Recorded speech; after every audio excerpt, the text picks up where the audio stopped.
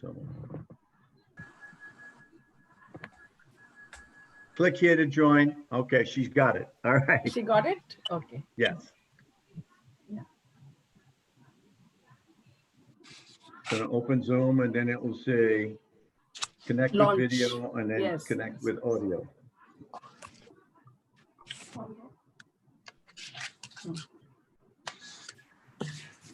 All right. All right, you should be on. Yeah, cool. Yeah. Has she joined us? Yeah, Yeah. Hello. Good morning. morning. There you are, Nora. Good. Yeah, there she is. All right. Mohanbhai, Yes. she's Nora Manley. She is the illustrator in the book that Dr. Manley has written. So she Acha. has made the drawings in the Mhm. book. Mhm. So that's why she is also on the panel. Very much, very much. Very nice. Yeah. She will speak about 5 drawings that what she was trying to capture for the Yes. parents, new parents. And she, Okay. when she did the drawings, she was beginning her studies in illustration at the community college. So, Yeah. Yay, and- community college. Nice. Yeah. Okay. and next to her is one of my co-authors in another book, Dr. Rich Hawkins.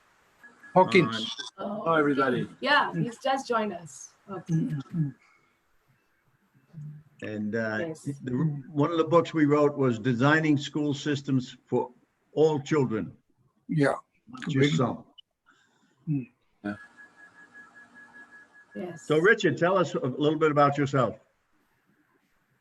Welcome, welcome, Richard and Nora. Welcome here. Welcome on our program. We are looking forward to. We are looking forward to listening to you. Thank Thank you. you. Please. Well, I'm a retired superintendent of schools of one of the lowest wealth school districts in New York, diverse school district, a lot of poverty. And I retired there after 12 years, hopefully left it a better place than I found it. And then I started my journey because of Dr. Manley.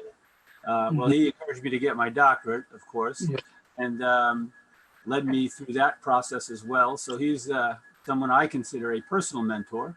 Very good. And now I've gone through teaching in doctoral programs, and I now run a program for the College of St. Rose for aspiring leaders, whether they be building principals or superintendents of schools. That's what I'm doing now.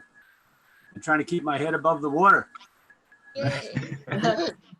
Yeah, I think we are very fortunate that we have got Dr. Mandy there, you, Richard, and all.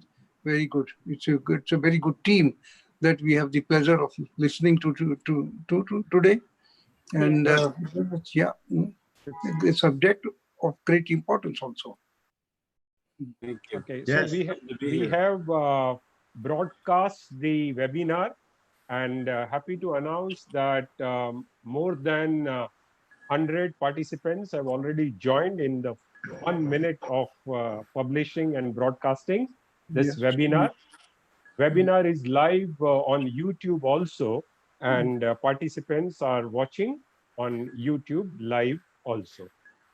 So this is 6 o'clock, and with your permission, I can start with the formal session of the webinar. Yes. Yes, doctor. Yeah. Madam, Yes. we start? Yes. Very good. Okay. Good evening, India. Good morning, America. Yes. Yeah. Namaste.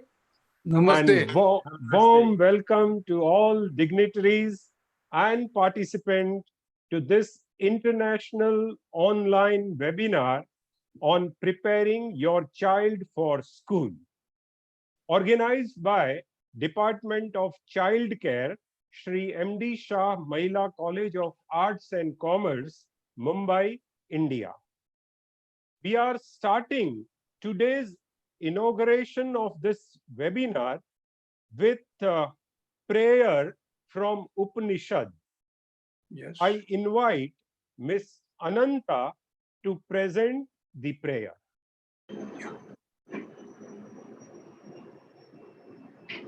Yeah. Can hear. Ananta, your We can't hear you. We can't hear you. You have to click on audio. Yeah. I heard him all right, yeah, very well. No, this prayer. Where we can't hear, yeah, that's Hello, Prayer. can you hear me? Yeah. Yes. Yeah. Yes, now. Okay. So this is a Sanskrit verse that I'm about to present. And in this, we pray for strength to remain peaceful even in the most vulnerable moments. Om Asito Ma Sadgamaya Tamaso Ma Jyotirgamaya Mrityurma Amrutam Gamaya Om Shanti Shanti Shanti Shanti. Shanti.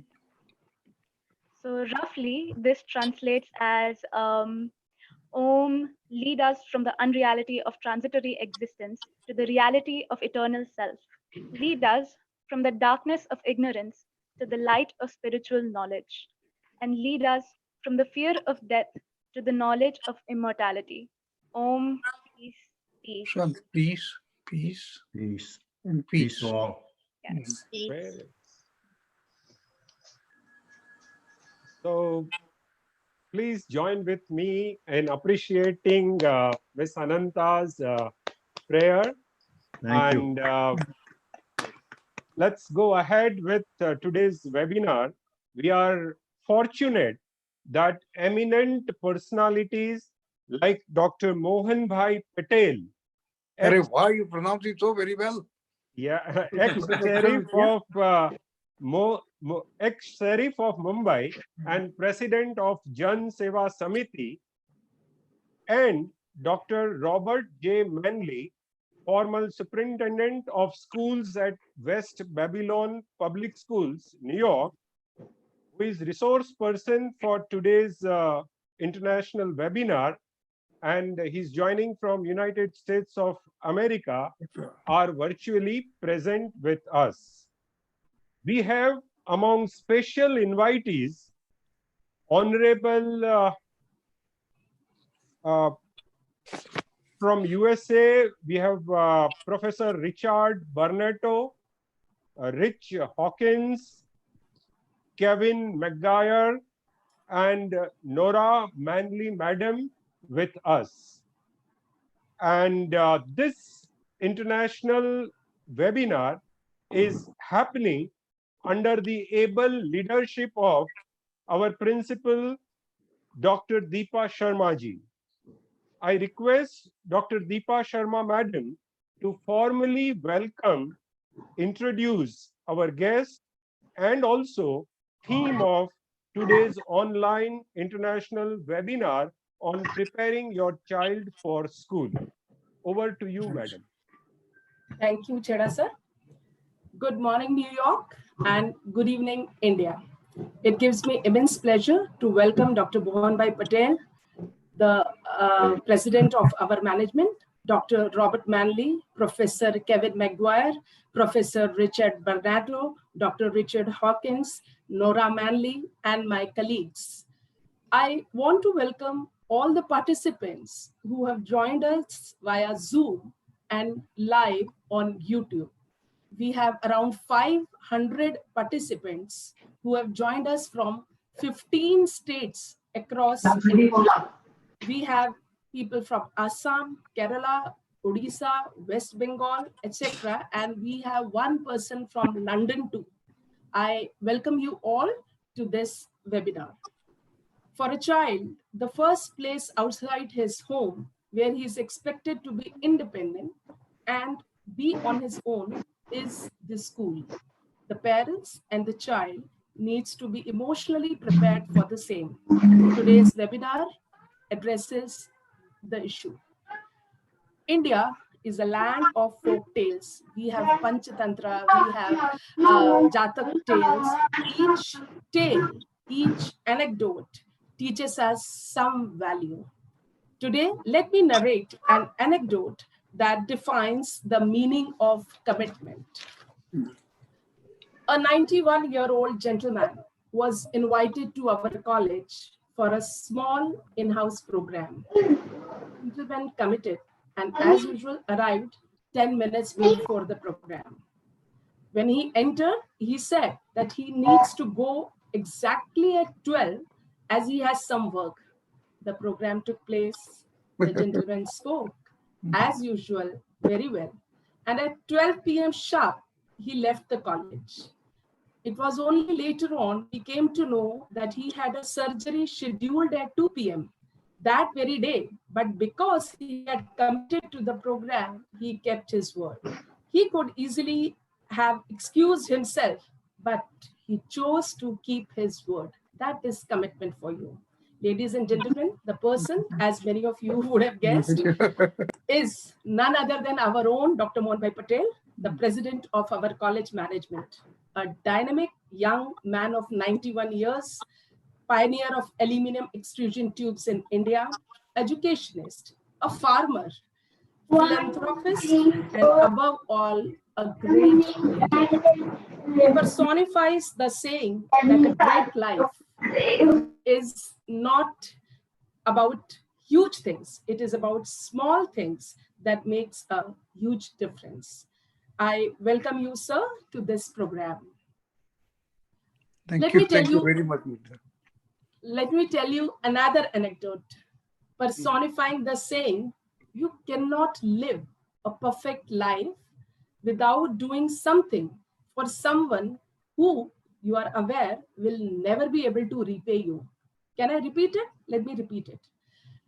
The saying goes, you cannot live a perfect day without doing something for someone who you are aware will never be able to repay you. In 1995, when we used to use typewriters for typing, a young PhD researcher from India wrote letters to many foreign scholars for guidance and advice on her topic of research. Understandably, not many replied back. Some gave some advice, but there was one person who not only guided the student, but also sent photocopies of related research material. And that too, not once, but many times. Now, this person at that time would not have even been sure that he will even ever see this student ever again in his life, but still he helped. That's the spirit of helping. Most of us who are scholars ourselves, who are in the field of research and education, know how difficult it is to find time to go out of your way to collate research material, to photocopy them and send them all the way from New York to India. And as you can guess, that person is none other than Dr. Robert J. Manley. Yeah. His kindness and his spirit of giving makes him apart. In fact, just now, people confess that their doctorate is because of Dr. Manley. So he has taught me one thing: never stop doing little things for others, because sometimes these little things occupy the biggest part of their heart. So Dr. Manley is a renowned academician at Long Island, New York. He is a former superintendent of schools at West Babylon Public Schools, New York. He is retired professor of educational leadership and dean of the School of Education at Dowling College. Currently, he is editor-in-chief of the Journal for Leadership and Instruction, published by Scope Educational Services, New York. His book, co-authored with Dr. Richard Hawkins, Designing School Systems for All Students, a Toolbox to Fix America's Schools, is widely acclaimed. Apart from numerous other books, research papers, he has authored the book, What Every Child Needs to Know Before Entering School. I extend a very, very warm welcome to Dr. Robert Manley. Thank you. We can clap. I acknowledge the presence of Professor Kevin McGuire, Professor Richard Bernato, Dr. Richard Hawkins, all of whom have been long associates of Dr. Manley and are here as panelists. I extend a special welcome to them. I also extend a special welcome to Nora Manley, who is the illustrator of the book, What Every Child Needs to Know Before Entering School. So I welcome you all for this seminar, and taking the seminar ahead, I now request Dr. Mohan Bhai Patel to address the gathering. Dr. Mohan Bhai Patel. Thank you. It's a great occasion, a great subject to discuss, and we couldn't have had persons better, highly knowledgeable, highly experienced, like Robert Manley and his colleagues. It's great, in fact, of his having a team for us, all of us, to enjoy with, to listen to, and to learn from. When we talk about children's education, there is a lot said in our Indian literature also, lot of it. And because child care, after all, a nation, a civilization is built on humans, and humans, they start with their childhood. And how the childhood is developed, how we develop the child in the age when our influences, our own behavior, our own conduct, our own advice influences the child. Schooling we are talking about, but yes, the great thing is that child care and the bringing up is the most important aspect of human life. There are, fountains established of national growth and the betterment of the world. These are the ones, it's happiness and its prosperity. This is what we are looking forward to always. The socio-economic importance, fiber of the civilization is to be strengthened, and therefore it starts, as I said, from the childhood itself. It cannot be that you can teach a person of 50, 60 or 91 like me, but it has to be from childhood. And if I were to quote one of the great philosophers of Greece, Aegisthus, he said, that Sparta, the famous city of Greece, was being built.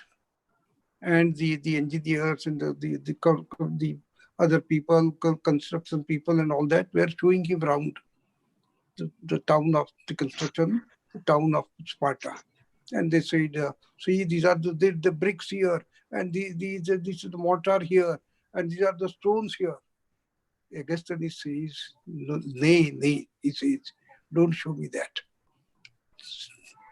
Cities are not built on stones and mortar and bricks.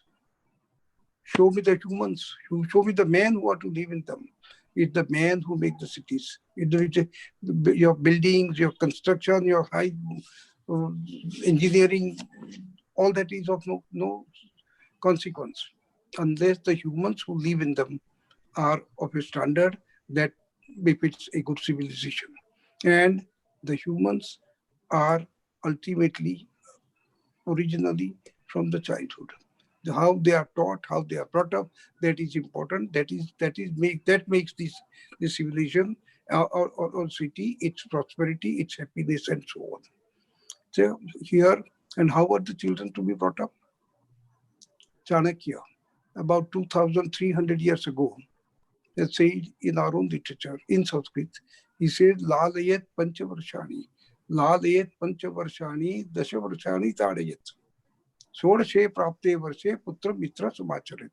He says, Lalayat Pancha, you pamper your child up to the age of 5 years.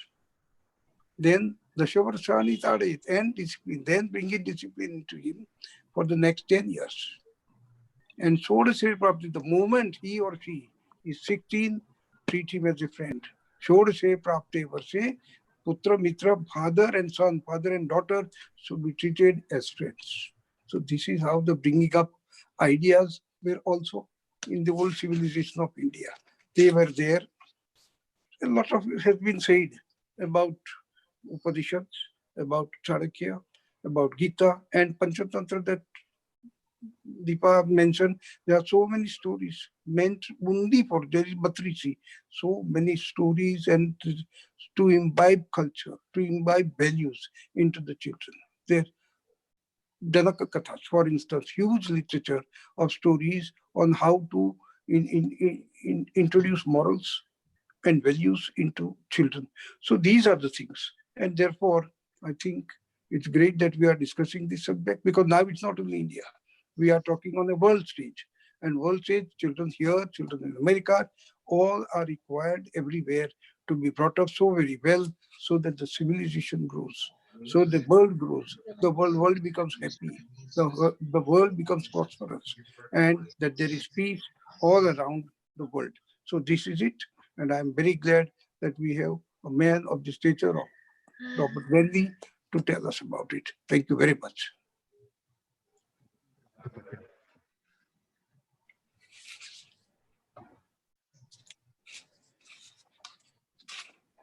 Thank you, sir. Cheda sir, you unmute yourself. What? Cheda sir?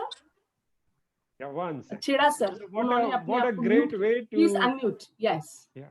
What a great way to start this webinar, listening entire Indian perspective in few lines from a great man who has made a huge contribution to industry, to education, to social life, and in every field, and who is a source of motivation and inspirations for so many youngsters. Sir, it's a nice way to start this webinar, and we are truly blessed to have your viewpoint. Now it's the time to start a session from our resource person of today for this online international webinar. I invite with great respect to Dr. Robert Manley to start with his session on preparing child for a school. Over to you, sir. Thank you very much. Good evening to the members of the Mumbai community. It is a great privilege for me to receive an invitation from Dr. Deepa Sharma to participate in this forum, where we will discuss the first 4 years of a child's life and how early childhood experiences impact many learning processes children rely upon throughout their lives. I also want to express my delight to see Dr. Patel again and all the other colleagues of Dr. Sharma.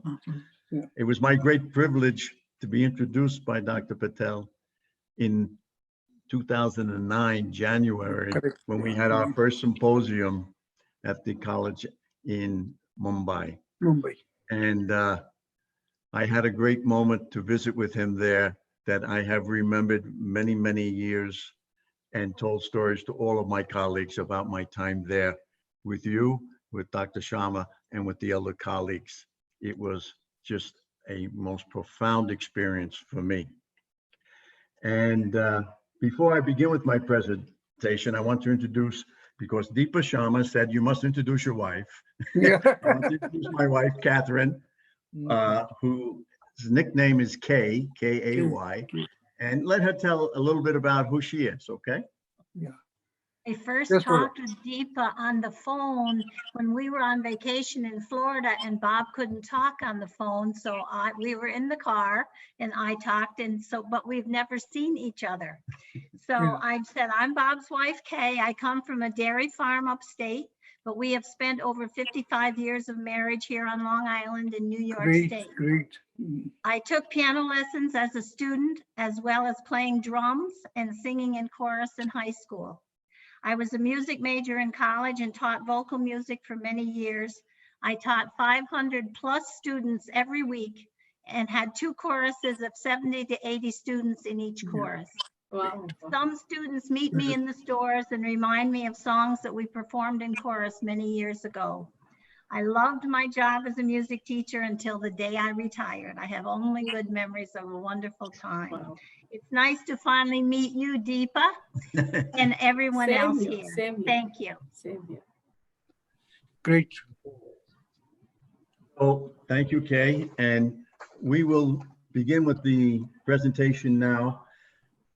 During the presentation, Nora will discuss 5 of her illustrations, trying to explain what she was trying to convey to young parents.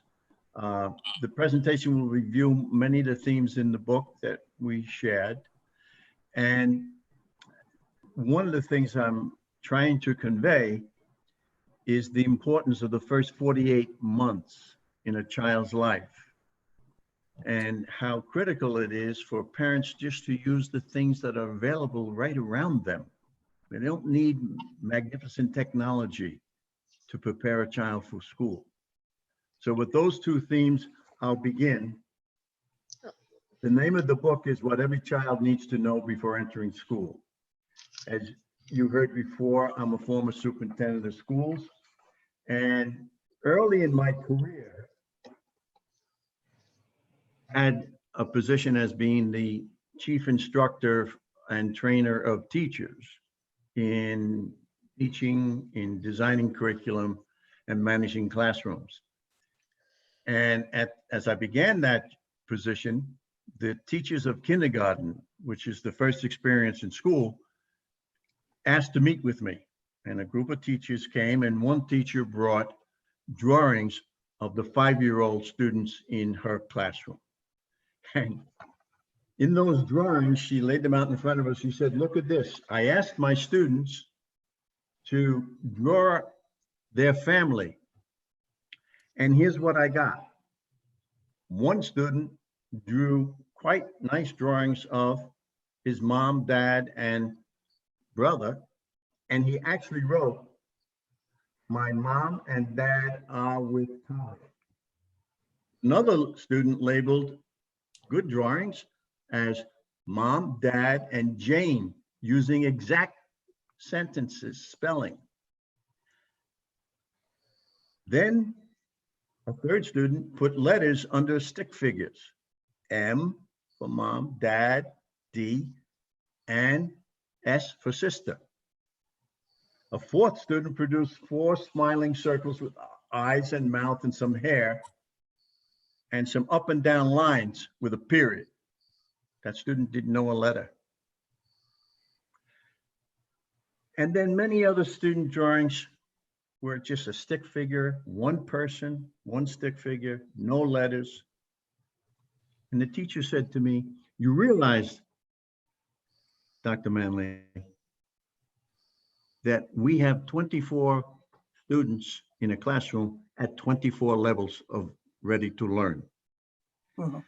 This is a great challenge. I said, yes, I understand. But then it dawned on me, we needed then to have some preschool work, but we had no funding for that. So our teachers volunteered to train parents to manage a half-day preschool. And they wrote a curriculum for the parents to work with the children 3 days a week. Nobody got paid. It was all volunteers. But at the end of the year, we were shocked about how much the children had learned. Mm. And as the years passed, I realized how much children benefited from early experiences with language, songs, poems, stories, numbers, questions, games, and mistakes. Also, I discovered how poorly we prepare our students to be parents. You know, we teach personal child care, nutrition, homemaking, other little skills. We neglect the far more important elements of parenting, such as the profound responsibility that parents take on when they have a child.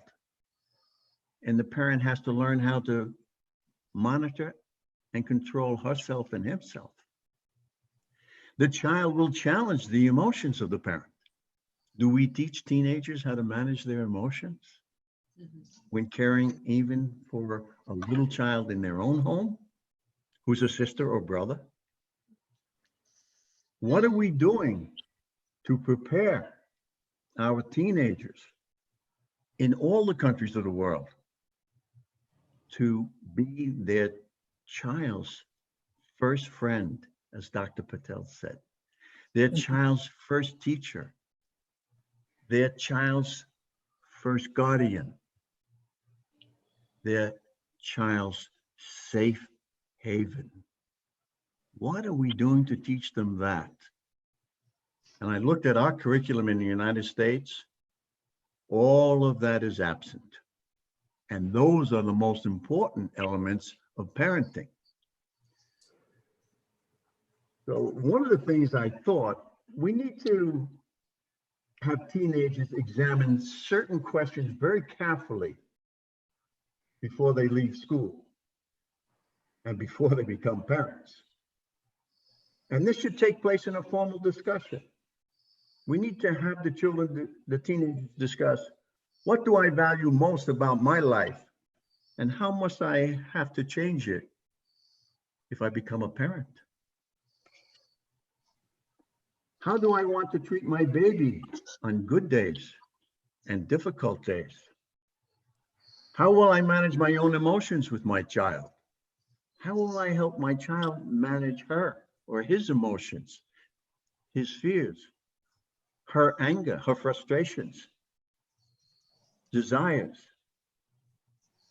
How will I help my child gain 2 fundamental skills that they will need for their whole life?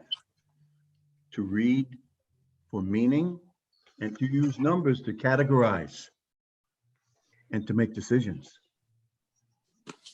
How will I help my child develop a personal identity and become independent of me? We don't discuss these things with our teenagers. We don't prepare them, for the most part, to be parents. Real parents, real guardians, real teachers. But if we were to do this in schools, we would enable parents to enable children to be lifelong learners. One of my doctoral students, her name is Sandra Simone. She interviewed highly successful people from around the world who had authored books and who also were orphans. They were raised in orphanages or placed in foster homes. And she created case studies for all of them. And among the most interesting things she discovered was there was always someone in this person's successful life early on, when they were an orphan, who made them feel good about themselves, who made them feel that they could learn, that they were capable, that they were valued. And that personal identity, these people held on to. But in all of their challenges, they never gave up on themselves. And that was the secret she shared with us about their success. You know, these orphans had a positive vision of themselves. Children often become the stories we tell about them. They listen very carefully when we're talking to friends and relatives about them. And they will react and they will reenact the stories we tell about them. If we say she has a bad temper, they'll demonstrate that. If we say he's always kind to his sister, that's what they will do. So the stories become very, very important that we tell about our children. When our children leave high school, do they know how to prepare their children for formal learning? I don't think so. My niece Nora was beginning her studies in art, illustration, and digital design when she illustrated this book. I asked her to imagine how a child might picture a moment in each chapter.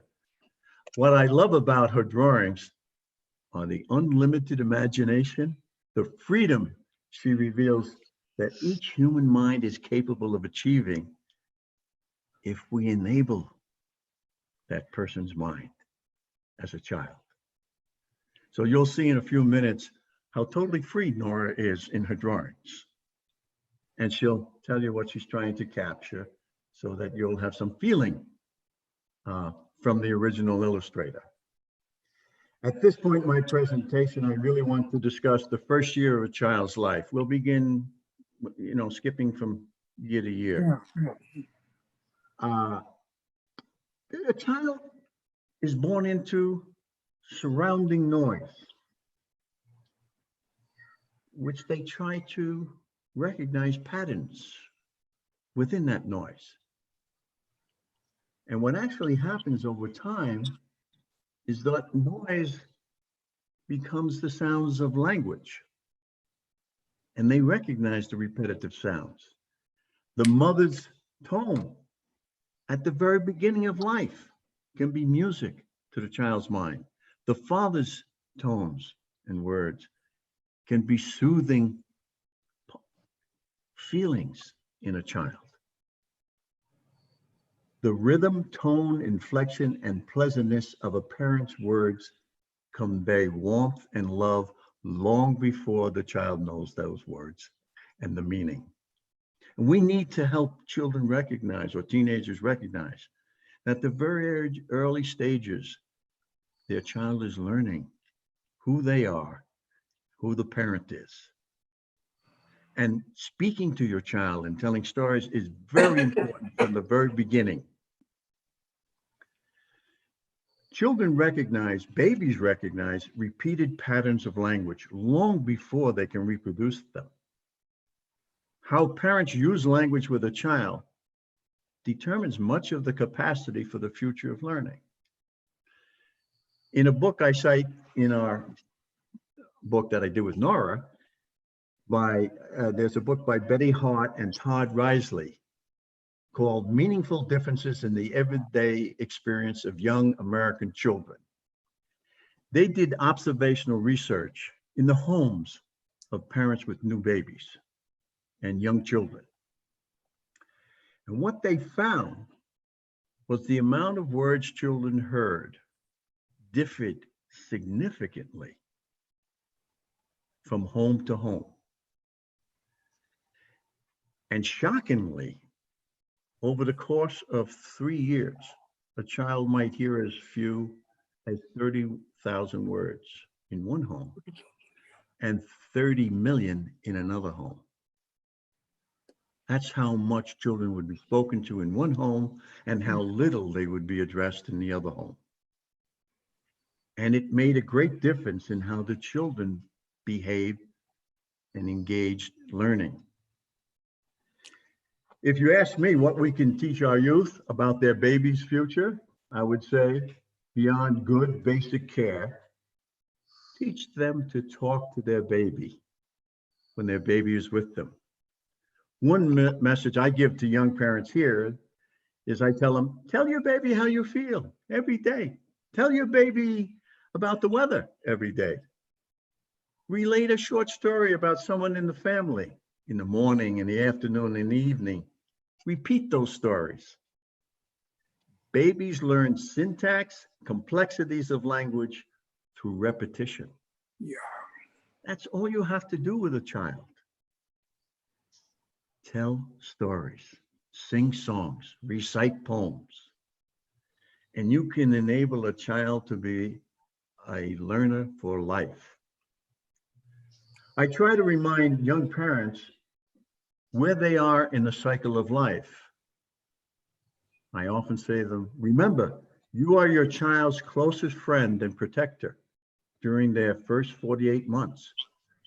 Your child senses all of your feelings and dispositions.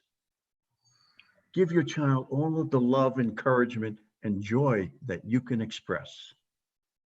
And your child will return that to you. I try to remind that verbal interactions with a child or with other caregivers determine how many language patterns and words a child will acquire before school. Verbal interactions attached to close human touch and visualizations or actions or movements determine how well a child will be able to use language in life later. One of the most interesting things I think is that if you have multiple languages in the family, you tell the same stories in multiple languages. Why? Because the child is using all of those languages simultaneously. It's a great gift if a child can have more than one language. Reading stories to a child sometimes is possible. Having a picture book at home sometimes is possible, but not all the time. Not in every household. Every household can tell stories. Every parent, every caregiver, every grandparent can tell a story to a child. And that enables the child to learn. Babies learn by crawling, exploring, playing. You know, placing a soft toy close enough to a baby that the baby has to reach for it creates an interaction event for the baby. As soon as the baby learns to crawl, playing a little game of hide and seek behind a parent's back or behind a nearby pillow initiates discovery in a child's mind. Parents are very creative. They're imaginative. They need to use their imagination to play games with their child. This is the early teaching that a parent does, playing games. By 1 year of age, a child is an active learner. Movements, rhythms, music, accompanied by words, a song, they enhance retention. You can explore poems with children. My former professor, John Brownfield, he's an accomplished poet when he was alive. He once said to me when I was a graduate student, Robert, do not ask what the poem means. Ask, how does the poem mean? Well, that's fine for someone in graduate school. But for a baby and a child, what's important is rhythm, rhyme, sounds becoming words, syntax, the natural ingredients of a poem. That's what the child needs to capture. And it comes through repetition, repetition, repetition. During the first 36 months of a child's life, parents who read storybooks or picture books with enthusiasm and emotion engage the receptive language center of the human brain. Nora Manley, my niece, tried to capture this relationship in her first illustration. So I'm going to show it. Maybe Deep is going to post it. But here is her illustration. And Nora, tell us what you're trying to get us to comprehend here in this little room. Oops, I got it upside down. No, No, there it is. In this little room with this child and her parent, it looks like. What's happening here, Nora? There we go. With a parent and a child, like reading a book for letting the child imaginate a world beyond the real world, like imaginary world, like exploring different realities. Ah, so you're getting them to have different Storybook telling, like Moby Dick or Treasure Island kind of stories. Very nice. And what do you think the child is feeling? The child is feeling like happy that the parent is telling the story. Like the child is happy and the parent is happy to tell the story to help the kid have more imagination. Thank you, Nora. Very good. That's helping us to grasp. And you can see the happiness in both of the actors in your drawing. Thank you, Nora. Thank you. You're welcome. So we'll move on now. Many new parents underestimate the complexity and dedication that parenting requires. Now, by the time a toddler walks, parents and child can engage in many activities that are fun, that explore the world with descriptive language. And picture books can be used as places to explore, as well as walks in a park or a garden. There's a famous story about the Spanish architect and artist, Antoni Gaudi. He was not a healthy child, and his mother took him outdoors to walk and enjoy nature. She asked him many questions about things they witnessed in nature. For instance, how does a leaf feel? How does its colors change? How do trees seem to stretch their arms to the sky? And she listened to his imaginary responses, and she guided his natural curiosity. He built, or he designed, and other people built, a magnificent cathedral in Barcelona.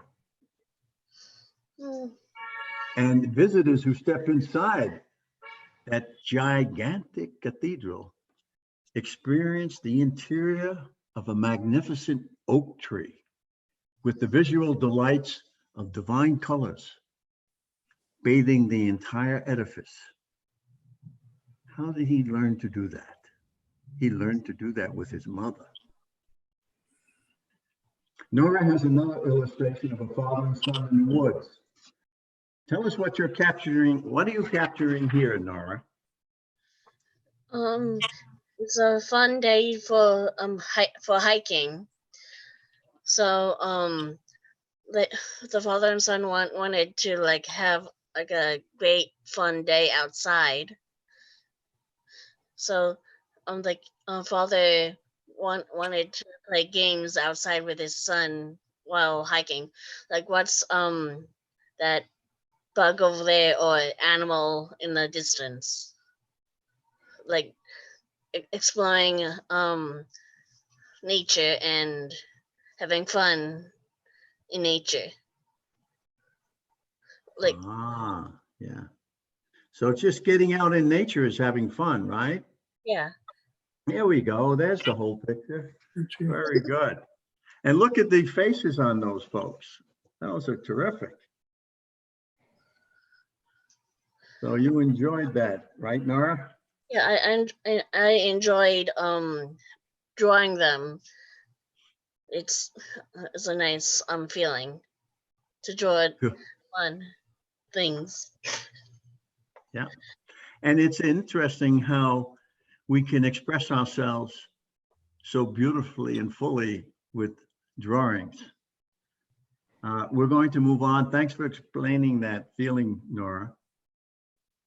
New parents, I believe, need to decide before their child is born what parenting style they will employ. One of my graduate students conducted research in parenting styles. There were 3 that were identified by multiple researchers here in the United States: the permissive style of parenting, the authoritarian style of parenting, and the authoritative. In the permissive style, he describes parents as letting children kind of develop on their own, not spending a lot of time with them, or maybe not having time for them. In the authoritarian style, he describes parents who are dominating and controlling and rigid with strict rules for children. And in the authoritative, more developmental parenting style, he describes the efforts parents make to learn who the child is, learn who the child wants to be, learn the feelings the child has, encourage the child, and develop the child. And what he found was, when he surveyed parents about how their preferred style of working with their child and living with their child was most often, that the parents who had the authoritative developmental approach, engaging their child, also had children who had the highest scores on the fourth grade reading exams. and the other children didn't do as well. So an interesting correlation he discovered, suggesting that if we work more in a developmental way with our child, learning about who our child is and who our child can become, we're going to enable a child to be a lifelong learner. And if we do the reading and stories and singing and reciting poems with the child will be a person who enjoys words, learning, and reading. One goal I think all parents should struggle for, and we write a chapter about this, is to have a child who regulates himself or herself. The overarching goal is to have a child become a successful citizen who has empathy for others and the capacity to regulate one's own learning by asking questions. Children should be encouraged to ask questions at home, to seek help when needed, to recognize when they have mastered something at home, even if it's something as simple as cleaning up after eating. Everything we do with a child, where the child finds success, builds capacity in the child. And we can do that many ways at home. One of the things we talk about in our book is by regulating one's own learning, one gains control over one's life. We call this chapter the captain of one's own ship. Nora has a favorite drawing that illustrates this concept. And it is a contrast between someone who is the captain of one's ship and someone who is not. Here, let me show you the drawing Nora has. And Nora, perhaps you can tell us what the drawing's about. It's about like a toddler controlling a ball, how the ball works. He experiments the properties of the ball, how high, how far it goes, how whatever the ball does. He just experiment, and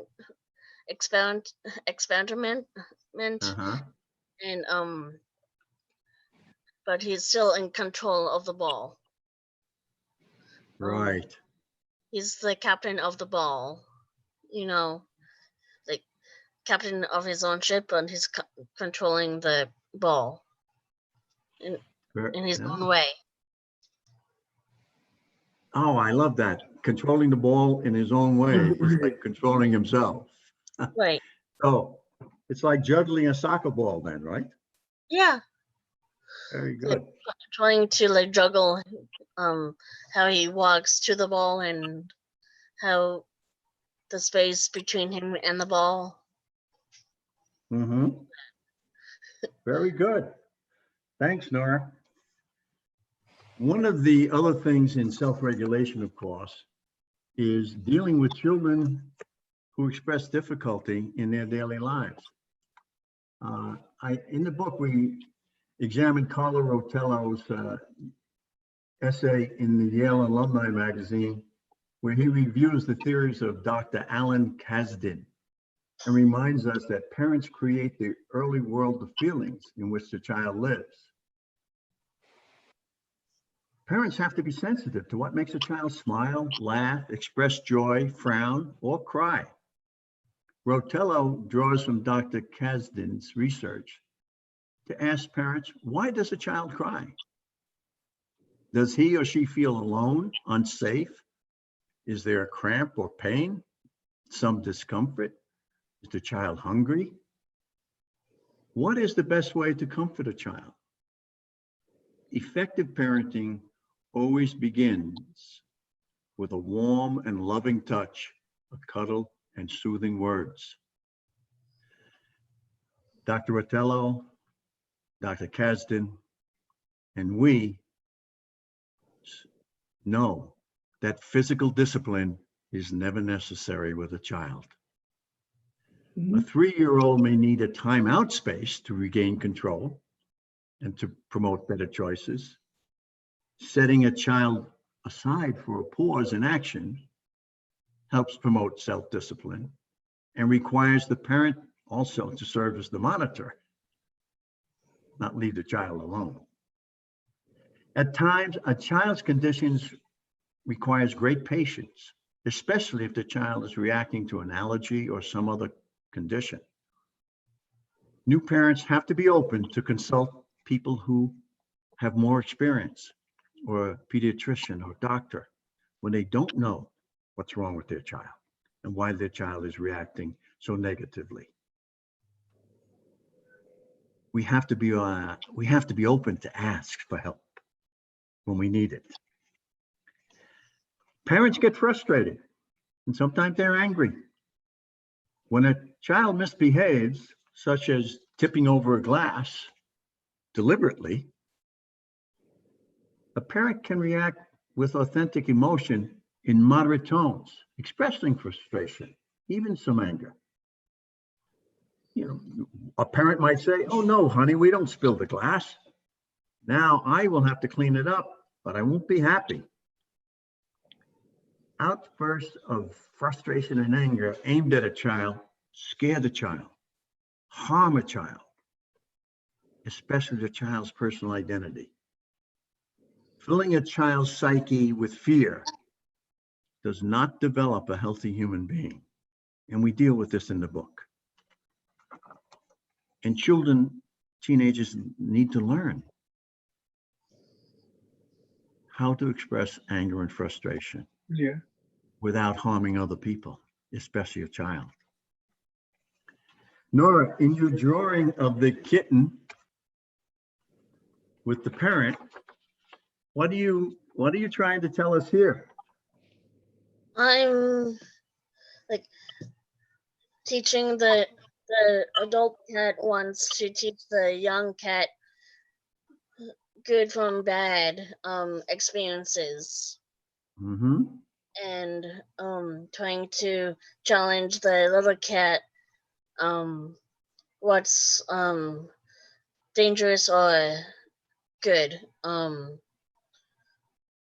like exploring their own self, what they can or cannot do in the world. Oh, very good. Like the older cat takes the little cat to a unfamiliar place to check what the little the kitten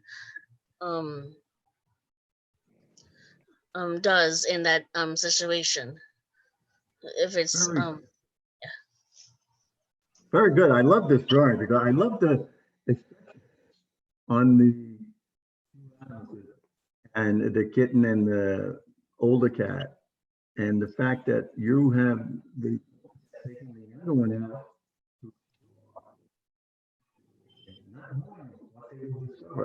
Very good. Thank you, Nora. So,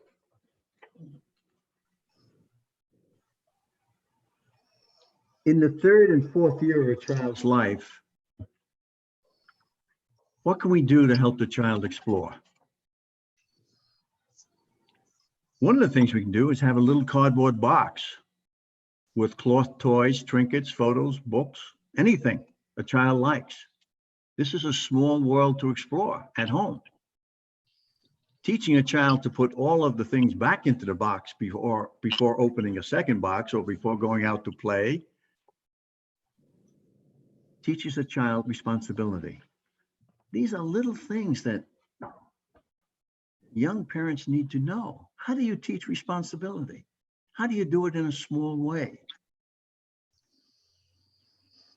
Because once a child can do this, putting things back into a box before going on to something else, they can be responsible as an adult and a good citizen in a good society. It all begins way, way back at home. Another fun way to teach a child how to regulate personal dispositions is to play games with the child. my wife, Catherine, used to play games with our children. And they often played games of chance, like checkers, spin a Candyland spinner with numbers. And the purpose was to teach the child, you don't always win. Life is filled with chance. What do you do when you lose? You begin again. And so little games, even a simple game like Simon Says, we used to play that when we were children. One person would stand up, an adult typically, at one side of the room, and the children would line up at the other side. And they would say, simple Simon Says, you can take steps forward. Simple Simon said, stop. And Simple Simon would turn around, and anybody who was caught moving had to go back. Well, children learn to recover from losing by losing. By losing. Yes. And that, you know, we have all over the United States people saying, oh, I hate it when my child loses. No, you should celebrate that your child can lose and come back again to play.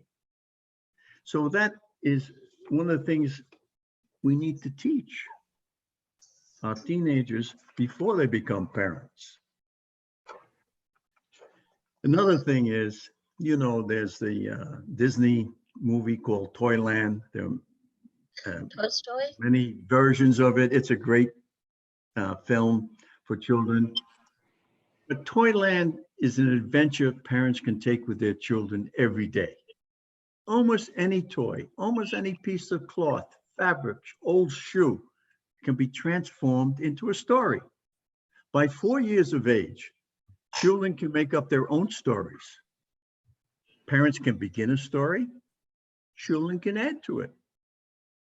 Toyland is a place where children can learn to count, to categorize, to share, to subtract and divide, even multiply. Yeah. You know, I use checkers with one of our grandchildren to teach them how to multiply. But you can do pieces of fruit. You put 3 pieces of fruit in a row and 3 more pieces of fruit, and you teach the child to count. And then you say to the child, let's add 2 more pieces of fruit, 1 on each row. What do we have? The child says 8, because the child counts. Now you add another row of 4. And you say, what do we have? And the child counts to 12. But it takes time for the child to do that. But you have 3 rows of 4. Now you say to the child, well, if mommy and daddy want to have the same number of pieces of fruit as you, what do we have to do? How many do each of us get? And you know, the child's learning to divide. You can do that with multiple numbers of pieces of fruit. And soon what is happening is you will have taught the child that multiplication is addition in a short form, subtraction, giving a share of a number of items to somebody is subtraction, and division is sharing. You can categorize sizes, all kinds of things with children in a game, a numbers game. The equivalent mathematical skill is taught in grade 4 in the United States. Think about that. You could do that at home if we taught parents how to do this as teenagers before they become a parent. I remember a book by Martin Waddell entitled You and Me and Little Bear. And what we really loved about it was that Little Bear wanted to be just like Big Bear. And it was part of the Toyland experience we had. Nora, one of my favorite and most exciting drawings that you do the fifth one, is your drawing of Toyland. And could you tell us what's happening here? Like actually, it's like a dog jumping into a pool. Oh, really? Yeah, like it's a really strange dream I had. So like a dog jumping in a pool. I don't know why I had that dream, but just That was because you read the chapter in my book about Toyland? yeah.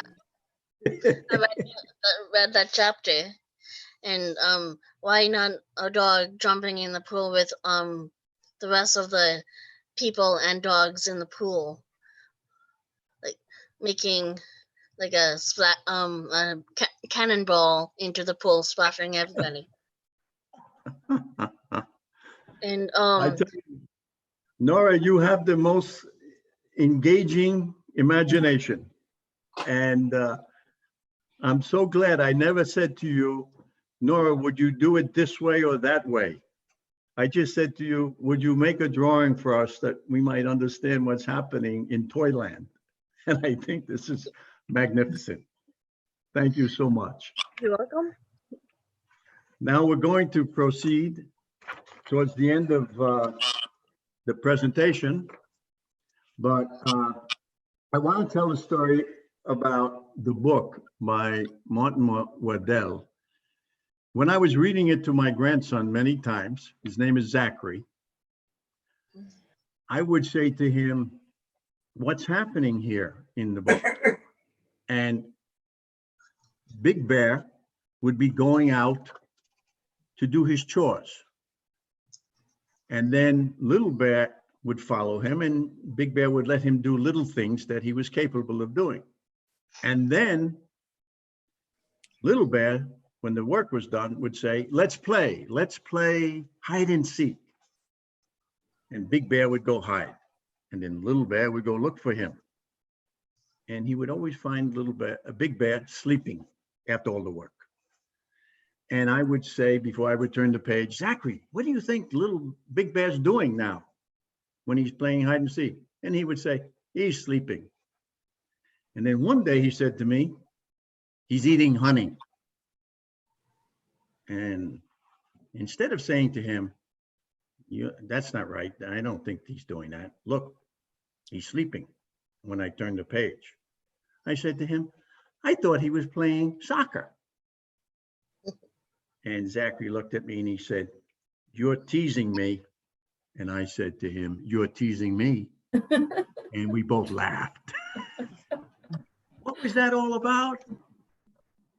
It was engaging the child. This is what we need to teach in the child's story, not in controlling the child. It's the same thing in Nora's drawings. I never suggested a word to her about what she might do. And look what she did. So to teach young parents to let the child explore with them is to have fun with your child.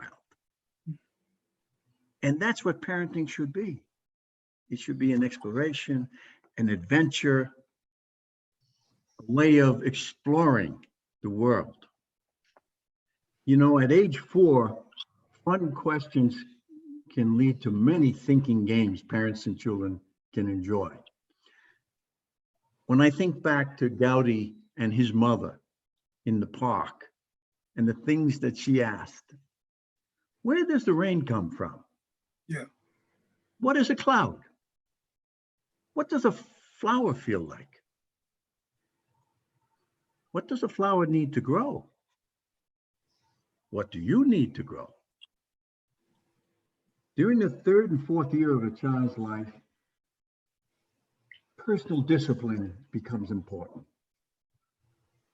The Greek philosopher Aristotle described the powers, or virtues as he called them, to direct oneself as necessary for future success.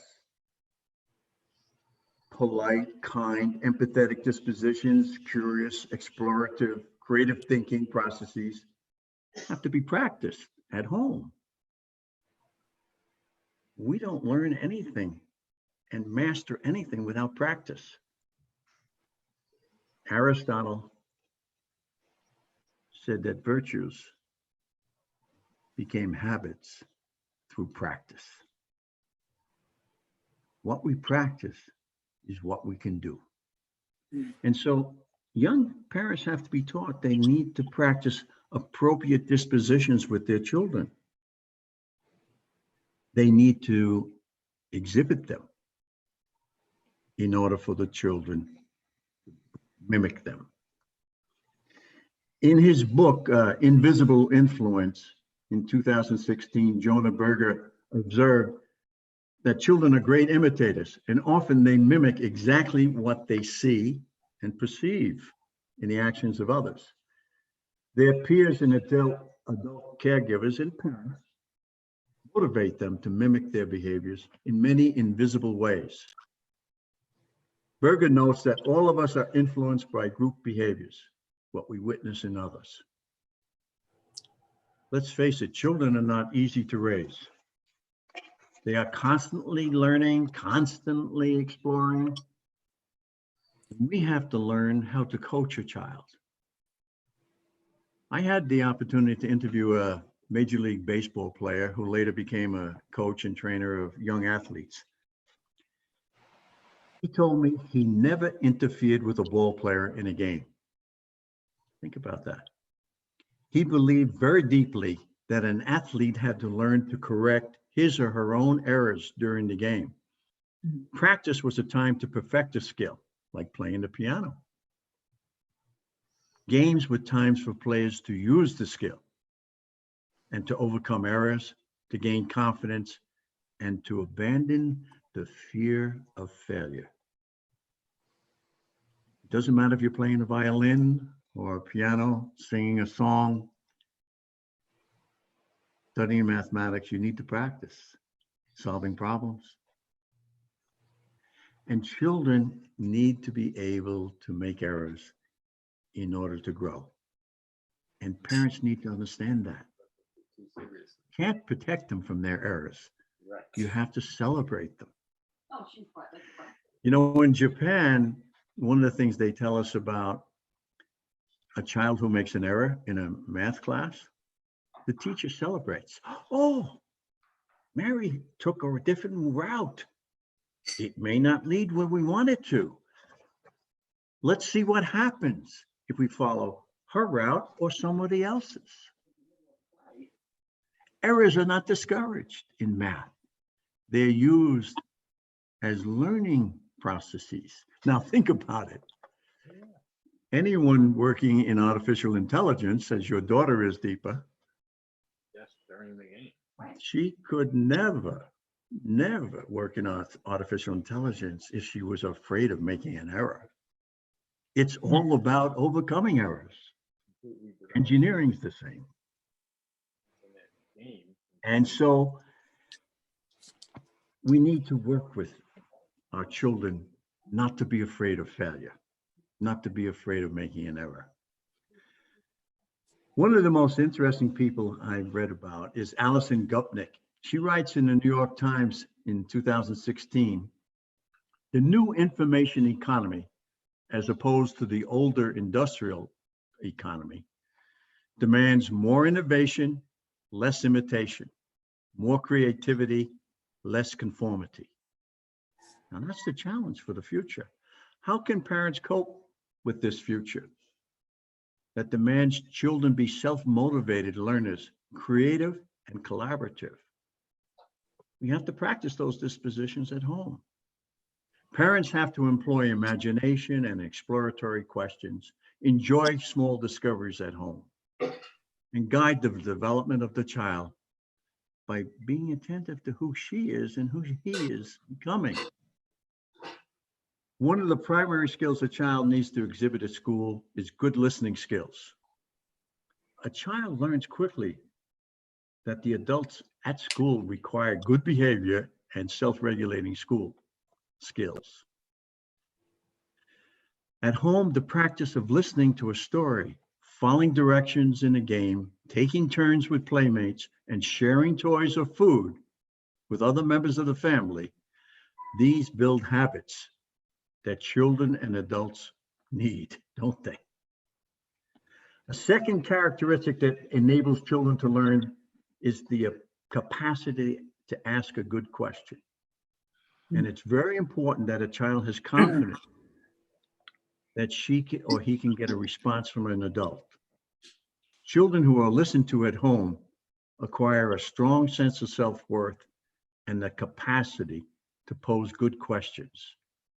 And these translate into important skills for work, for colleagues, and for anyone we deal with. And I want to close now this part of our discussion by quoting from a set of children in one of our families. When you entered their home, on the hallway, they had a list of 16 rules that the family had to practice. Even if they failed to practice it well, they had to correct it the next day. And I asked the children, who were young teenagers, of the 16 rules, what do you think are the ones that are most important? And these are the words of children. First, love each other. Second, respect each other. Third, keep your promises. 4, say I love you. 5, do your best. 6, laugh at yourself. 7, dream big. 8, be grateful. 9, be happy. And 10, hug often. Hug each other. I hope this section of the exploration of our book and the studies that we've done together today lead to good discussion as we go around our panel. And Deepa, who will lead the discussion? Dr. Cheda and myself will lead the discussion. Okay, very So good. so will the panelist, Kevin or Richard, would like to first comment something, and then we can, there are many people who have asked questions, so we could take those questions later. Sure, yes. Would I'd be you like happy to to say jump something? in. I think Kevin wants to say something. Yeah. Yeah, I would just like to mention I enjoyed the presentation very much. Yes. Dr. Manley's commentary added so much to the reading of the book and placing it in perspective. And Dr. Manley's ideas seem to correlate directly with Dr. Patel's introduction, highlighting the importance of human development to make for a better world, better citizens. But it also brings to my mind access to such important information. Like if a strong community helps children develop, how do we, as educators and as community citizens, offer access to this detailed information about how to help children grow? And how does that strengthen the community in general for future citizenship? I thank you very much, Dr. Manley, for the presentation, Dr. Patel, for your insights, and Dr. Sharma for pulling this all together. It was very helpful and very informative. I think I'd like to build on Kevin's comments a little bit. And this notion of parent education is a big issue for us. And it's especially obvious since the pandemic has hit America and our schools have been closed for several months. And it's become painfully obvious, ironically, through technology, where we've gone very quickly to an online environment in our homes. And our teachers are really seeing the conditions that children live in. And they're shocked at some of the things that they're seeing. And where I think teachers in the past have been a little judgmental about certain kids, perhaps based upon class or race and other ways of differentiating our students. I think they're starting to like soften up and it's like, whoa, what's going on here? And I think it's a blessing in disguise. And I think it really does point out that parents are struggling in this environment and perhaps will still struggle in this environment come the fall. And while we focus heavily on our students, obviously, I think it is more obvious than ever that parents are asking us to really focus on parent education. We need help. If this is going to be the environment, we need help. And it's up to us, I think, as educators to take advantage of that.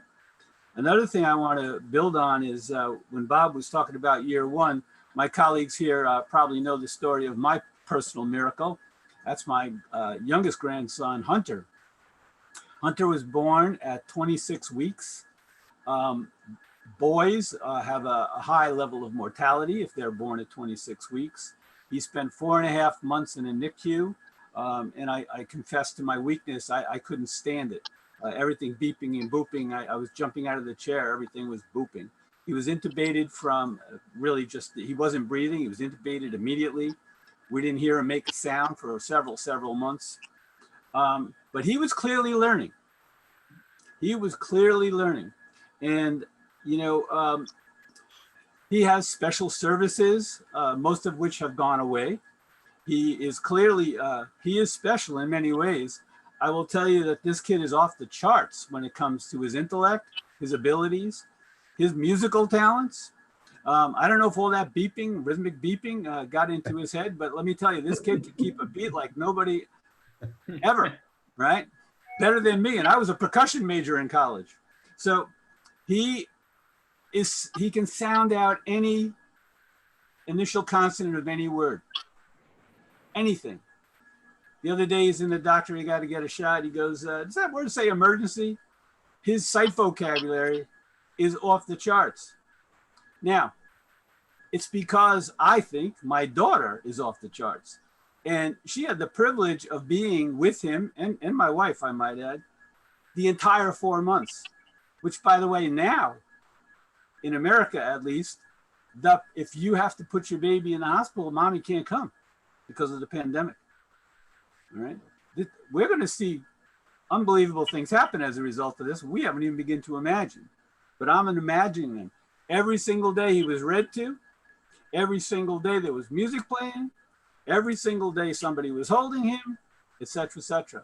And the heartbreaking part was in this NICU, which is about 70 beds, in the same hallway that he was in, other children were born, their parents weren't there. Because the parents didn't have the privilege of childcare like my daughter had, to be there that entire time. All these babies growing up, as Bob said, in the most critical time, have no stimulation other than what, thankfully, these doctors and nurses are able to give them. Right?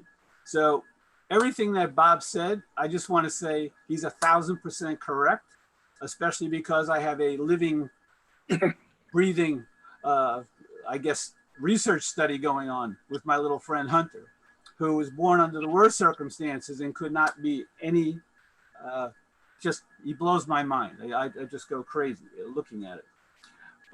The other thing, the last piece for me is the notion of America is obsessed with summative assessments, generally invalid summative assessments, but that's another conversation. That was a commercial on my part. But the fact of the matter is, all these crazy standardized testings have narrowed our ability to be creative with kids exactly at the time when we need to be creative. And I'm going to make the pitch for the arts. The arts is where you do get to explore. You're expected to explore. And of course here, because of funding and everything else, they're probably the first thing to go. And this is where the only place where we truly teach and encourage creativity, in my opinion. There are brilliant teachers in America who do this all the time as a matter of course, but it's not necessarily rewarded in some of our system. And until we start moving to formative assessment where we allow children to take risks and make mistakes, we're going to repeat the sins of the past, in my opinion. And I also want to thank all of you for hosting this. I think it's brilliant. I think you are as well, all of you, for even, getting on this page, because I don't think a lot of people are on it yet. And emotional intelligence, as we know, is just as important as academic intelligence. So thank you for allowing us to be here and allowing me to be here in particular. Thank you all. I think wonderful perspective. And as usual, Dr. Badley gave us a comprehensive view, and the way he spoke was so interesting. And all of us could relate. In fact, somebody wrote in the chat that this appears to be universal. Whatever issues you are having in America, we are also facing the same issues in India. Absolutely. So the children are of the similar generation and similar types. I think Richard Bernardo wants to say something. Yes, yes, Then please. we will proceed and take questions, because I'm getting a lot of questions. Yes. Okay. I'll try not to talk as long as Dr. Hawkins. Okay. Dr. Hawkins is a much better golfer than I am. They all Dr. McGuire and Dr. Manley all taught me how to play golf, and they're still working on it for me and being very patient. They were using me as a child for a moment. Not a high bar, Rich. It's not a high bar. First of all, again, I want to say first, lest I forget, that I really want to tell you, Dr. Sharma, and everyone else involved with this, how much I appreciate the opportunity to be part of this conversation, and with the great hope that some premises will emerge for action among us somehow, for which that we can probably hopefully elaborate on and put to action, so to speak. I really do appreciate that so much. And again, having read Bob's book back in the beginning, and by the way, before I forget, I also want to congratulate Nora for her illustrations and for the way she was able to describe the deeper meanings of the different illustrations. I love that premise of the captain of the ball. I'm stealing that phrase. I don't know where I'm going to use it in a class, but I'm taking Right that. ahead. It's a great phrase. It's a wonderful phrase. Issues of poverty. I was a person, I'll take credit for saying these are universals, if you don't mind, because clearly the issues and the ideas that Dr. Manley so ably spoke about today were universals. How different is a child in India at 3 years old, where from a child in on Long Island at 3 years old, or a family for that matter, notwithstanding the cultural differences as such. And so the universals that Bob spoke to today have great value for anyone who had participated in this. But one word, one concept really kept coming back to me, Dr. Manley, and maybe it would be something some other folks may want to discuss. And that would be 2 words really: experiences and engagement. Those 2 words kept coming back in all sorts of ways, with concrete examples that Dr. Manley offered from 1-year-old up through the 4th year of a child's life. And a kind of natural, this is my word, organic evolution of how a thoughtful parent may approach the needs of the cognitive and emotional needs of a child to make a whole child, be able to enter a school, to come back to Dr. Hawkins' point about where schools aren't necessarily fitted to meet the needs of what the children have already created to bring to them as such, because of the systems and the institutionalization of what we do, at least in the United States, unfortunately. And there's a big movement here in the United States. They call it SEL, social emotional learning. And there's a big push to have that more consciously addressed here in the United States, where if we have been doing some of the things, or most of the things that Bob has been talking about, I have a feeling we wouldn't necessarily need to start from to address it so actively in schools, or at least to perpetuate that thread. But the idea of engagement and experience really strikes me here, and all the different language experiences that Bob offered up. And I have a saying is the only way you realize differently is when you create new experiences. Now, the new experience doesn't mean taking a child to the zoo necessarily, or taking the child to school, to I don't know, some kind of big field trip someplace. It's really up to both the child and the parent to pay attention to the opportunity to capitalize on what experiences come to them. And that's the one point I definitely wanted to emphasize before I go forward. Thank you very much for the opportunity to talk to you. Very good, Rich. Thanks. My pleasure. You want to deal with questions? What? Yes. So after those insights, there are many parents who are in the audience, and some of them are, giving their, asking questions. One of them from Assam, she says that I am a mother of a teenager. Due to the lockdown, my son is really at unease as he is not able to meet with his friends, and also due to the uncertainty of his academic future. As a parent, how can I help him out, and how should I behave with him till the end of this crisis? Dr. Manley. Well, the first thing we have to do with a teenager is recognize that this is a person who's going through many, many physical and natural chemical changes, even in the brain, right, as this person is maturing.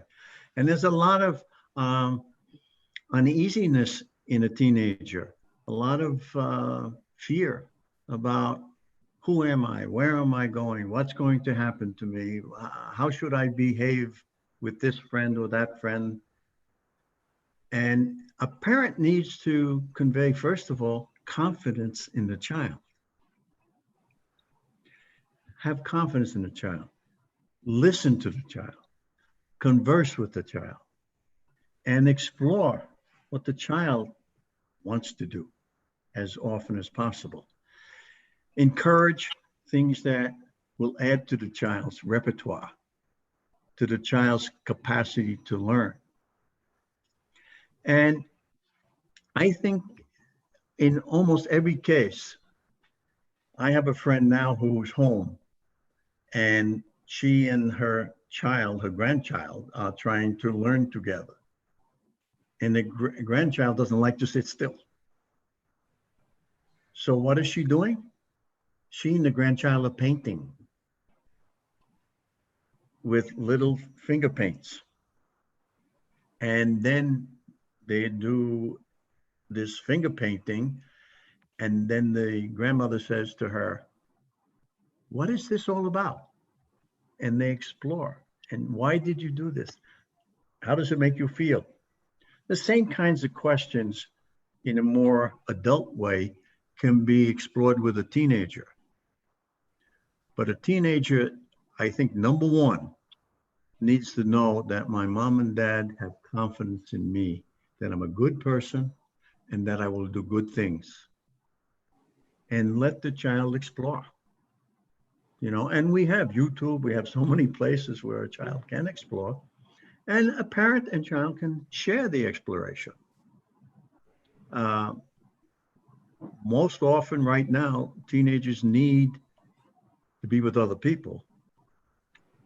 Some of the ways they can do that is as we are doing it, but it's also if we can be clear about keeping our distance and having only a few people together at a time and being outdoors. Sometimes teenagers need to be able to invite one or two friends to be together. And maybe parents can work that out together, how we will do that safely. And so as a parent, I know how you as a parent are dealing within your family. And I trust that you are social distancing and being careful, and your child can be with my child. My teenager can be with your teenager in a safe way. And we try to manage this epidemic through this process. But children also need a schedule, if they're teenagers, on doing work that the school is assigning, if that's what the school is doing. And so support a schedule with the child and support the child emotionally. Those are the two things I would suggest. Yeah, I think what you said, I'm sure that mother can relate to it. There's another question. This lady has a small child and she says that my child is non-aggressive and follows most of the rules that you read out. But he is bullied by other kids in school. So how should I handle that? Bullied. Oh, that's very difficult. I would like each of anyone there to begin to respond. Anyone who wishes to respond. How does a parent deal Yes. with I a think child Richard who feels being bullied?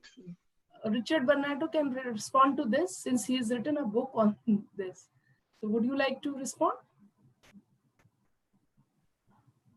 Who wrote the book? You have to unmute yourself. You have to unmute yourself. Sir, I have it, I'm sorry, about the bullying premise. I Yeah. have to confess, I was a building administrator for many years in high school, middle school, and elementary school, and this was a great thorn in my side. And I can't really, I really would be misleading you to tell you that I had a great answer to this. In truth, what I did do is I was very fortunate to have some terrific social workers in our staff. And what I would do is I would arrange a conference with my social workers who would help me understand what I needed to do with the people who were doing the bullying, to help me understand where they were coming from, understand the root causes for their behaviors. And then we would have group conversations with the child who was being bullied, again, as appropriate, with the child who was being bullied, and so far, and with the perpetrator, so to speak, to try to figure out what they both needed to do to avoid that kind of situation. But that is not a great answer. I think there are probably other people who can contribute a better answer than that. I would jump in, and one of the chapters of Bob and my book, in terms of designing school systems, is about character education. And that's a little dated concept now. Now we talk about social emotional learning, and that's what we were talking about too. We just branded it differently. But the title of the book, the chapter was Character Education, Tuesdays at 2. You know, education is something that has to be embedded throughout the school continually and constantly. And, there's a lot of research out there in terms of this. I think if I were that parent, I would certainly want to talk to the headmaster or the principal of the school and really have a dialogue about what is it you're doing about social emotional literacy. And what's interesting here in a diverse environment that we have, and as you have as well, is that, it's hard to get into value-based character education. You really need to be virtue-based, because every major religion, every culture has pretty much the same virtues. They may be expressed differently. The virtue of perseverance, etc., honesty. And it has to start from kindergarten on, but it can't be a program. And our teachers need to be taught that those virtues, if you have such a thing, in terms of a structure in your schools, those things have to be embedded in everything you do. And as Bob said, if you're doing a literature walk, ask the students, what child exhibited perseverance here, or what character exhibited perseverance? Who was dishonest, and why? And how could they behave differently? You have to make every lesson focus on the human aspect of what we are as a people. Mhm. Now, I think the parent has to explore with the child precisely what's happening, with whom. The parent needs to meet with the headmaster, the person in charge, the principal of the school. And there are, in most schools, either a school psychologist like Alida, who is more than able to guide parent, child, and perpetrators through a developmental process to enable them to avoid those negative behaviors in the future. The parent needs to go looking for help, not looking for accusations and punishments of other children. It's a developmental process. I know, Alida, maybe you want to comment? Yeah, even I was thinking that Bullying. maybe, Alida McGuire is a psychologist. Those who came a little late, so they may have missed it. So we can have an expert opinion on this. Yes, Lida. I think it's extremely important for the mother to explore every detail that she can with her child and help her child realize it's nothing that he's doing wrong that's causing this, but because of issues or whatever, what makes a bully, maybe talk about not that particular child in general, but what kind of things make a bully, and help her child develop strength against this, that, okay, this is a, unless he's actually getting physically beaten up, you know, this is an annoying phenomenon, but that the child is being strong to walk past when the kid calls him names or something like that, to help her child feel that he's being strong, that he's not the weak person in this. But then she does need to address the issue with the school system, you know, or a neighborhood if it's happening in a neighborhood, because sometimes it's not only in the school, it can happen outside in the neighborhood. And again, I think as Bob had mentioned, in a non-accusatory method, just, hey, how can we solve this problem? I got a problem here, you know, but I think that by conversing with her son and helping her son gain strength and realizing that he's a strong person here, that's a big help in and of itself. Okay. I think that's a wonderful perspective, and I'm sure the mother will get help with this. So any other questions? Cheda sir, do you have any other questions? Not really, but I will like to share a lot of feedback on YouTube, in chats of Zoom, and from more than 12 states of India. You all know that participants are participating. I'm reading some of them. Very informative session, very useful session. We would like to read the book written by Sir. 2-3 people I'm reading here. Drawings and story behind drawing is very touching. Then very informative. Thank you so much for such a nice session, beautiful session. Then the artwork and the drawing is really good. So we are very happy that many feedbacks are there on YouTube, feedbacks on Zoom chat box, and most of them are appreciating a lot that we have organized this kind of webinar.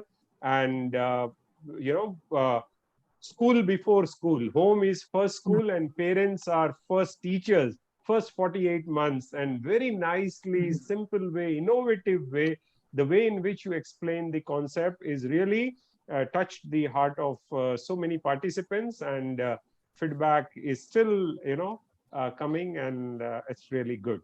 That's what I wanted to share. Thank you, Rajesh. Yes. Thank you. Yeah.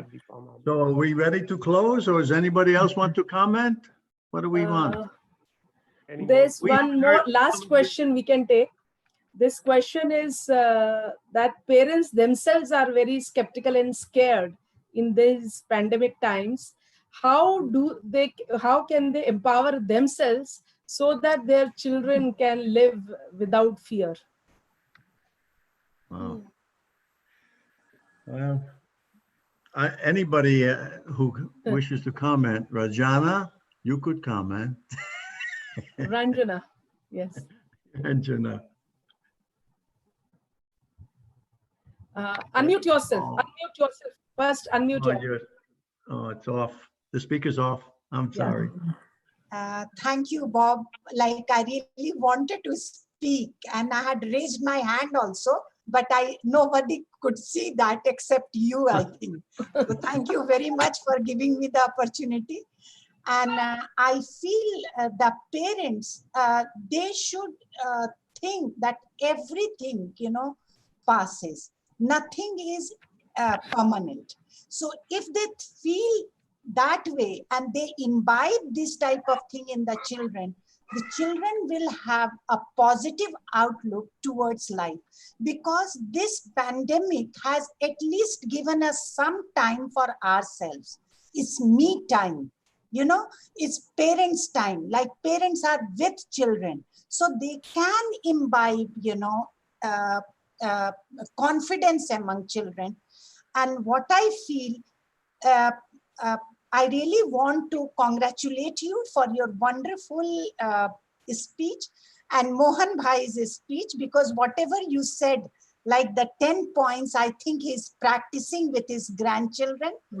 And to Deepa madam, and to Chheda sir, and to all my colleagues of MD Shah, I want to say this is a very, very topical, webinar.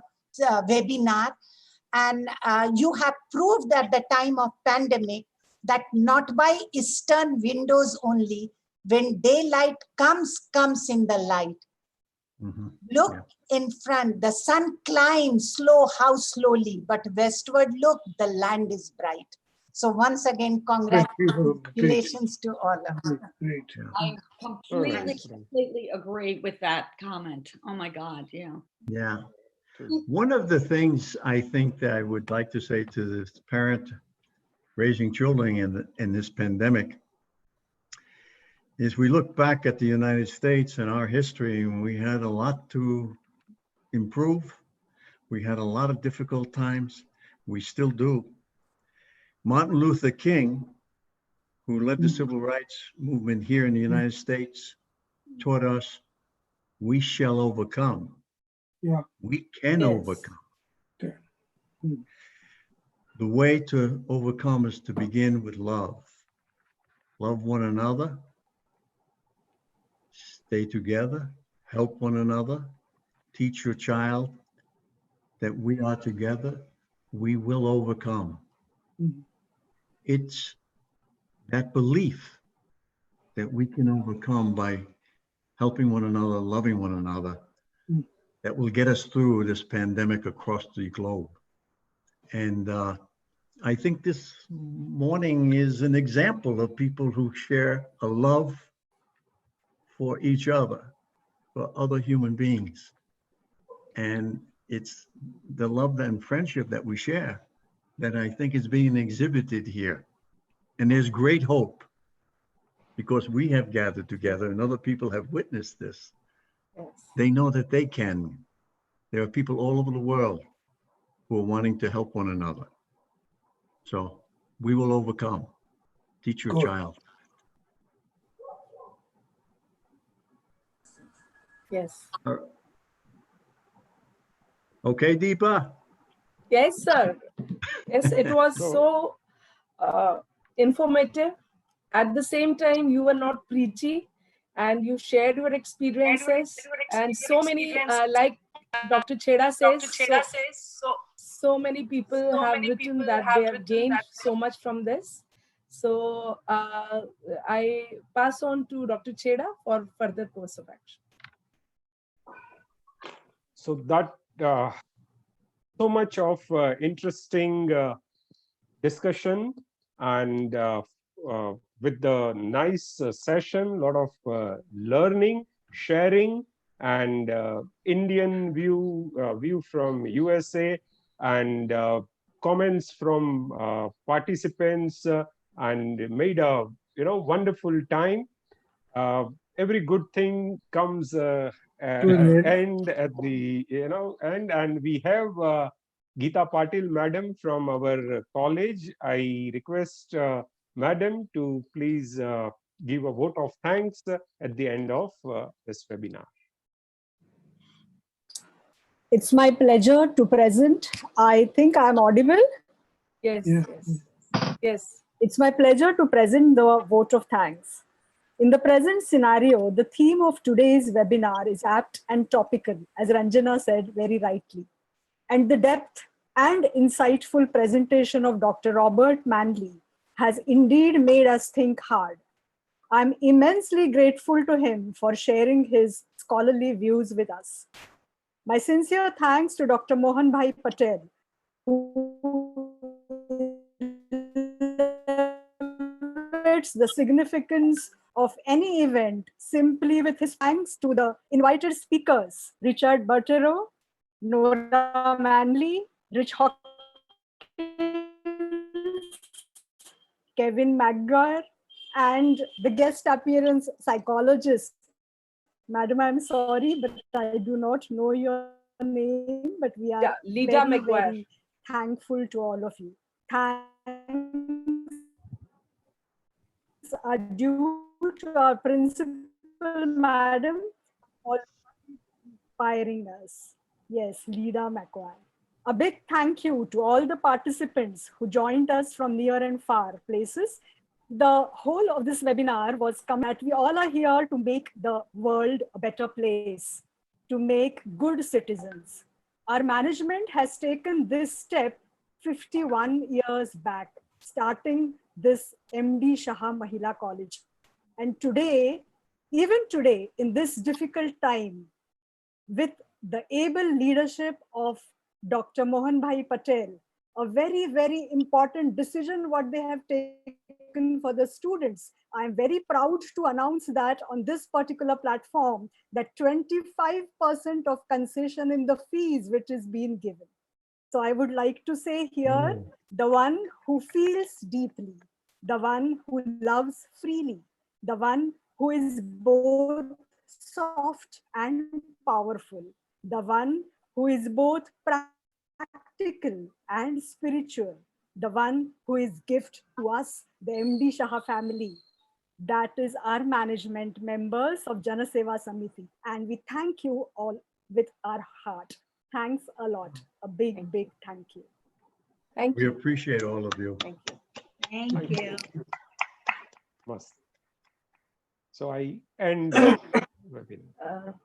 So the webinar is over and we can close it. So I'm ending. Someday we hope to see you again, but we Yes. can always join you in Zoom.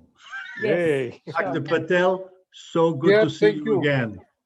Thank Keep well. Thank you very much. And we'll look forward to receiving you here in person in Yes. India when the things are a little better.